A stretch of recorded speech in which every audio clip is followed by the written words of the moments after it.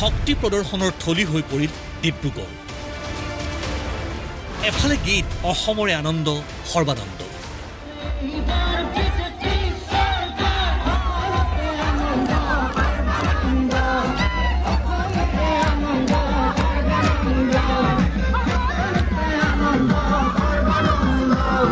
আনফালে শ্লোগান অসমে বিচাৰে লুৰিণ, জাতিয়ে বিচাৰে লুৰিণ, ডিব্ৰুগড়ে বিচাৰে লুৰিণ।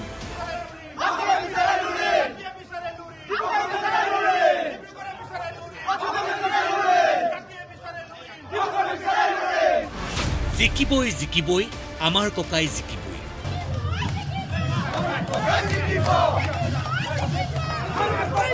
এফালে খোলা গাড়ীৰ ওপৰত মিত্ৰ শক্তিৰ সহযোদ্ধাসকলক লৈ সৰ্বানন্দ সোণোৱাল, আনফালে বিৰোধী ঐক্যমঞ্চৰ সকলো নেতাৰ লগত পদব্ৰজে লুৰিণজ্যোতি গগৈ। পৃথক পৃথক স্থানত মনোনয়নৰ পূৰ্বে বিশাল বিশাল ৰাজহুৱা সভা। মঞ্চত অগপ ইউপিপিএলৰ নেতৃবৰ্গৰ সৈতে সৰ্বানন্দ সোণোৱাল। ডিব্ৰুগড় লোকসভা সমষ্টিটো কংগ্ৰেছৰ দুৰ্গ আছিল। প্ৰথমবাৰৰ বাবে সৰ্বানন্দ সোণোৱাল ডাঙৰীয়াই ইয়াত সাংসদ হিচাপে নিৰ্বাচিত হৈ সেই কংগ্ৰেছৰ দুৰ্গ ভংগ কৰি অভিলেখ সৃষ্টি কৰিছিল। আৰু সেই সৰ্বানন্দ সোণোৱাল ডাঙৰীয়া আজি পুনৰ আপোনালোকৰ মাজত প্ৰাৰ্থী হিচাপে ভাৰতীয় জনতা পাৰ্টীয়ে ইয়াক দিছে। সকলোৰে আনন্দ, একো ক'ব লগা নাই ৰাইজসকল।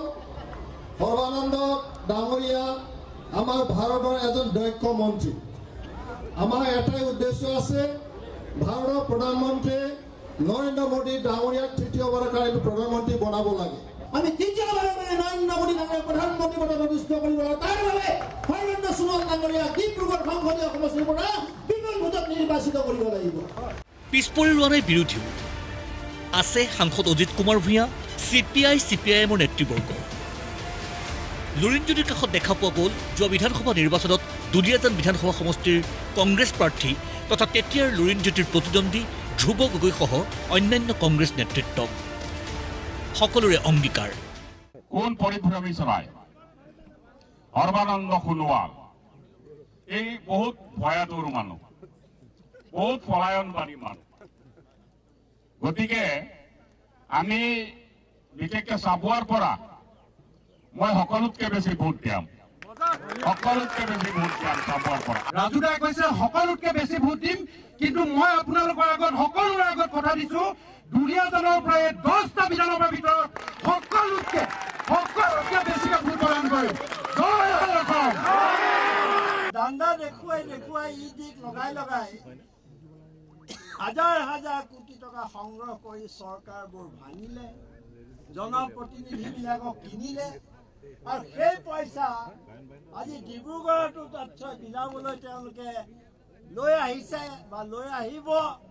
কিন্তু মোৰ বিশ্বাস যে ডিব্ৰুগড়ৰ মানুহে ইমান অসৎ নহয় যে বিজেপিৰ চুৰি ধৰণৰ অংশ ল'বলৈ আগবাঢ়ি আহিব। লুৰিণজ্যোতিৰ কাষলৈ উভতি আহিছে শক্তিশালী সতীৰ্থ চিত্তৰঞ্জন বসুমতাৰীও।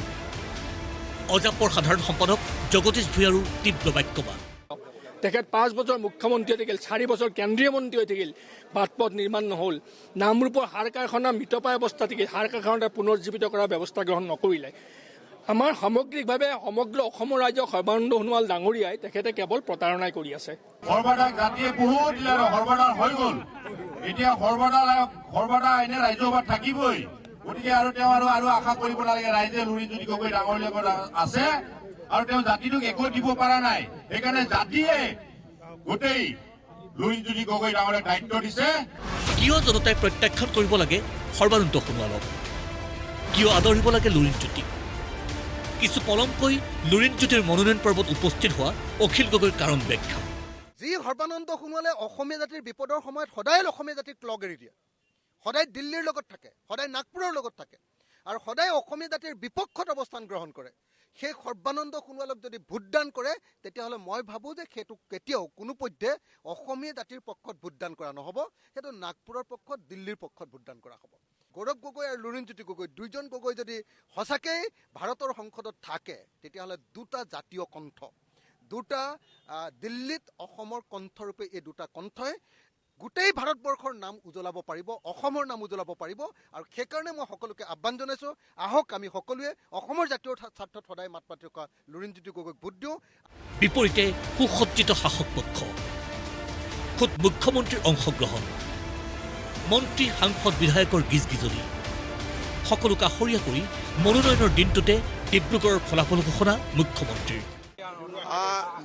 মোৰ যিটো নিজৰ ডিব্ৰুগড়ক মই যিমান ওচৰৰ পৰা জানো, মই ভোটৰ মাৰ্জিন 2.5 পৰা 3 লাখৰ ওপৰত হ'ব জিকাৰ মাৰ্জিন। এনে লুইনে কিমান পাব বুলি ভাবিছে? মোৰ আন্দাজত 40 to 60,000। 40 to 60,000 মোৰ সৰ্বানন্দ সোণোৱাল বনাম লুৰিণজ্যোতি গগৈ। নিজৰ সপক্ষত শুনক দুয়োৰে যুক্তি।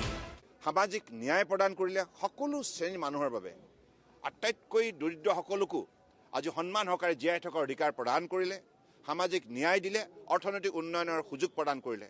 গতিকে সেইবাবে আজি ভাৰতীয় জনতা পাৰ্টীৰ প্ৰতি, NDA গঠবন্ধনৰ প্ৰতি ভোটদাতা ৰাইজৰ বিশেষ আগ্ৰহ বৃদ্ধি হৈছে। তেখেতসকলে আস্থা আৰু বিশ্বাসেৰে আগন্তুক লোকসভা নিৰ্বাচনত তৃতীয়বাৰৰ বাবে মাননীয় নৰেন্দ্ৰ মোদী ডাঙৰীয়াক ভাৰতবৰ্ষৰ প্ৰধানমন্ত্ৰী হিচাপে আন্তৰিকতাৰে বিচাৰিছে। দেশৰ গণতান্ত্ৰিক প্ৰমূল্য আৰু ঐতিহ্যলৈ যিবোৰ প্ৰত্যাহ্বান আহিছে, দেশৰ সংবিধানৰ মূল গাঁথনিৰ ওপৰত যিবোৰ ভয়াৱহ আক্ৰমণ আহিছে, গণতন্ত্ৰ, সংবিধান, দেশৰ ন্যায়পালিকা, দেশৰ স্বতন্ত্ৰ সাংবিধানিক অনুষ্ঠানসমূহৰ প্ৰতি যিটো প্ৰচণ্ড ভাবুকি আৰু প্ৰত্যাহ্বান, এইবোৰক নাইকিয়া কৰিবৰ কাৰণে এইবোৰ প্ৰত্যাহ্বান সৃষ্টি কৰা শক্তিসমূহক, অশুভ শক্তিসমূহক আমি উফৰাই দিবৰ কাৰণে আমি সকলো অংগীকাৰবদ্ধ। মঙলবাৰৰ দিনটোত শাসক বিৰোধীৰ শক্তি প্ৰদৰ্শনৰ থলী হ'ল ডিব্ৰুগড়। ছবিয়ে কৈ গৈছে বহু কথা। ব্যাপক জল্পনা কল্পনা, কোন হ'ব ডিব্ৰুগড়ৰ নেতা, হ'ব তুমুল প্ৰতিদ্বন্দ্বিতা। ব্যুৰো ৰিপৰ্ট, প্ৰতিদিন টাইম।